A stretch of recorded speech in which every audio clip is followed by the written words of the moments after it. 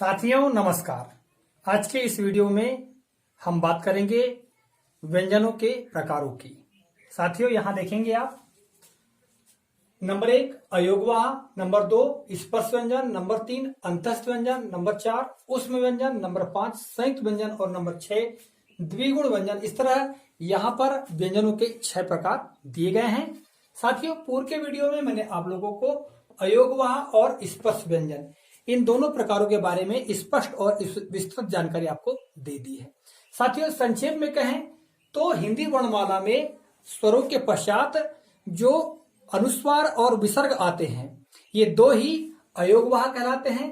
और स्पर्श व्यंजनों के अंतर्गत हम बात करें तो जो व्यंजनों के अंतर्गत जो 5 वर्ग हैं, क वर्ग, च वर्ग, ट वर्ग, त वर्ग और प वर्ग, ये 5 वर्गों के 5-5 जो इनमें व्यंजन शामिल हैं। इस तरह कुल 25 व्यंजन स्पर्श व्यंजन के अंतर्गत आते हैं। साथियों आज हम बात करेंगे अंतस्थ व्यंजन की, ऊष्म व्यंजन की, संयुक्त व्यंजन की और द्विगुण व्यंजन की। तो यहां देखेंगे अंतस्थ व्यंजन क्या है। ऐसे व्यंजन जो कंठ अर्थात गले के अंतः भाग से उच्चारित होते हैं वे अंतस्थ व्यंजन कहलाते हैं। साथियों कंठ या हमारे गले के अंतः भाग से उच्चारित होने वाले जो वर्ण है या व्यंजन है उन्हें हम अंतस्थ व्यंजन कहते हैं, क्योंकि वह अंदर से उच्चारित। अंतस्थ का अर्थ क्या है?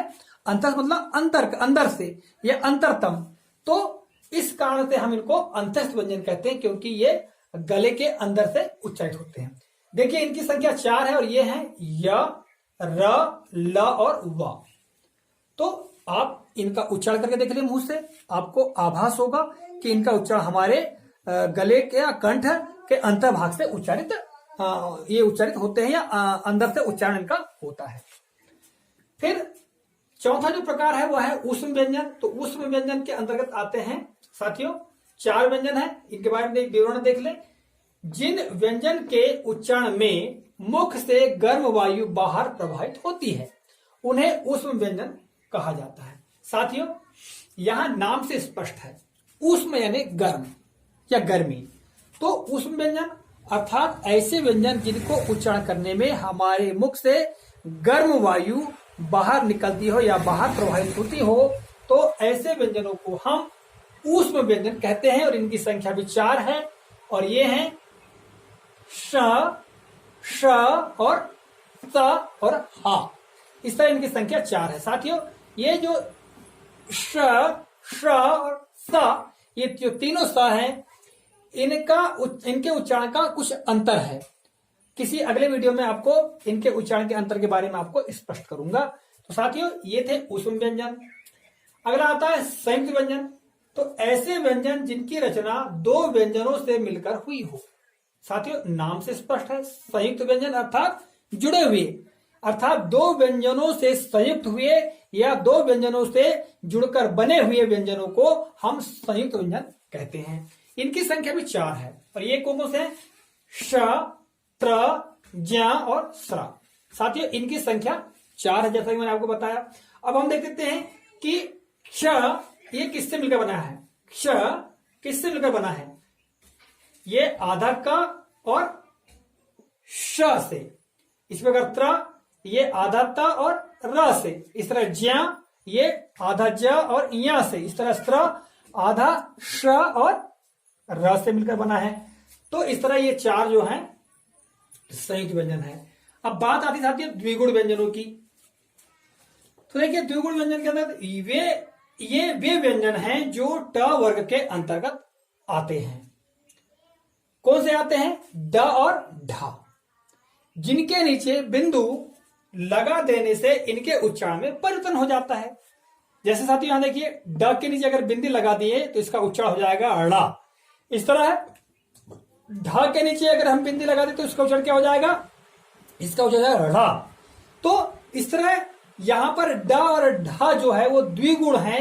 क्यों है? क्योंकि इनमें 2 गुण पाए जाते हैं। तो ड कहने पर ये बिंदु बिना बिंदु को हम ड कहेंगे और बिंदु लग जाने पर उसको ड़ा कहेंगे। इस तरह बिना बिंदु के हम उसको ढ कहेंगे और बिंदु लग जाएगी तो उसको हम क्या कहेंगे?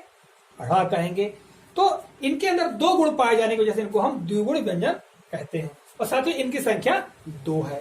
तो ये देखा आपने कि आज मैंने आप लोगों को अंतस्थ व्यंजन, ऊष्म व्यंजन और संयुक्त व्यंजन तथा द्विगुण व्यंजन के बारे में जानकारी दी है।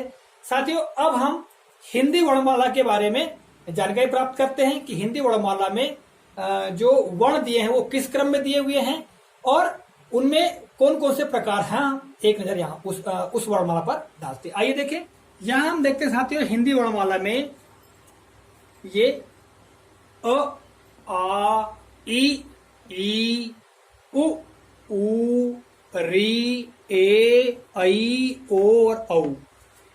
यहां पर आप देखेंगे यहां से लगा करके यहां तक कुल 11 वर्ण हैं और ये 11 वर्ण स्वर की श्रेणी में आते हैं। इन्हें हम स्वर कहते हैं। इनकी संख्या 11 है। इसके बाद यहां अम से लगा करके ढ़ तक, यहां से यहां तक जो है ये व्यंजन की श्रेणी में आते हैं।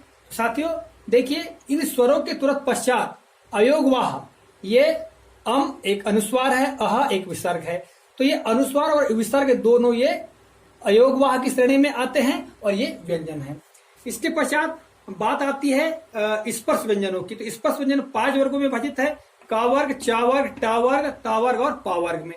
क वर्ग के अंतर्गत क, ख, ग, घ और इंग। च वर्ग में च, छ, ज, झ और य। ट वर्ग में ट, ठ, ड, ढ और ण। इस प्रकार त वर्ग त, थ, द और ध और न। प वर्ग में प, फ, ब, भ और म। तो इस तरह ये 5 वर्ग में 5-5 व्यंजन हैं और इस तरह स्पर्श व्यंजनों की कुल संख्या 25 है, क्योंकि प्रत्येक वर्ग में 5 व्यंजन हैं।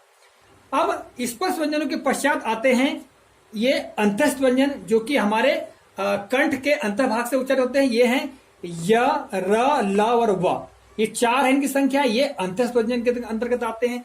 इसके पश्चात बात आती है ऊष्म व्यंजनों की। तो ऊष्म व्यंजनों की संख्या भी 4 है और ये है श, श, स और ह। इस तरह इनकी संख्या 4 है। और इसके पश्चात क्रम आता है संयुक्त व्यंजनों का और ये संयुक्त व्यंजनों की संख्या भी 4 है और ये है श, त्र, ज्ञ और स्त्र।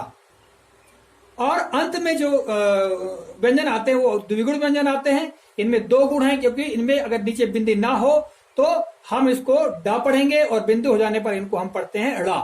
इस तरह बिना बिंदी के ढ पढ़ेंगे और बिंदी लग जाने पर इसको हम अढ़ा पढ़ेंगे। तो ये द्विगुण है। साथियों आप यहां देखेंगे इस तरह हमारी वर्णमाला में ये इनकी संख्या 11 और व्यंजन की संख्या 41। इस तरह कुल 52 हमारी वर्णमाला में वर्ण हैं। अब देखिए यहां पर ये 11 स्वर हो गए, 11 के बाद 2 अयोगवाह, तो ये हो गए 13 और ये 5 हो गए तुम्हारे स्पर्श व्यंजन। तो 13 और 5 18, 18 और 5 23, 23 और 5 28, 28 और 5 33, 33 और 5 38, 38 और 4 42, 42 और 4 46, 46 और 4 50 और ये 2 52। तो इस तरह हमारी हिंदी वर्णमाला में कुल 52 वर्ण हैं। साथियों मुझे आशा है कि आज का वीडियो आपको ज्ञानवर्धक लगा होगा और आपके किसी भी प्रतियोगिता परीक्षा के लिए यह उपयोगी सिद्ध होगा। साथियों यदि यह वीडियो आपको उपयोगी लगा हो तो आप मेरे YouTube चैनल RF कॉम्पिटिशन को सब्सक्राइब कर ले। साथियों बेल आइकन पर क्लिक कर ले। इस वीडियो को शेयर और लाइक अवश्य करें। साथियों पुनः मैं अगले वीडियो में नया विषय लेकर आपको आपके समक्ष पुनः उपस्थित होऊंगा। तब तक के लिए नमस्कार, जय हिंद।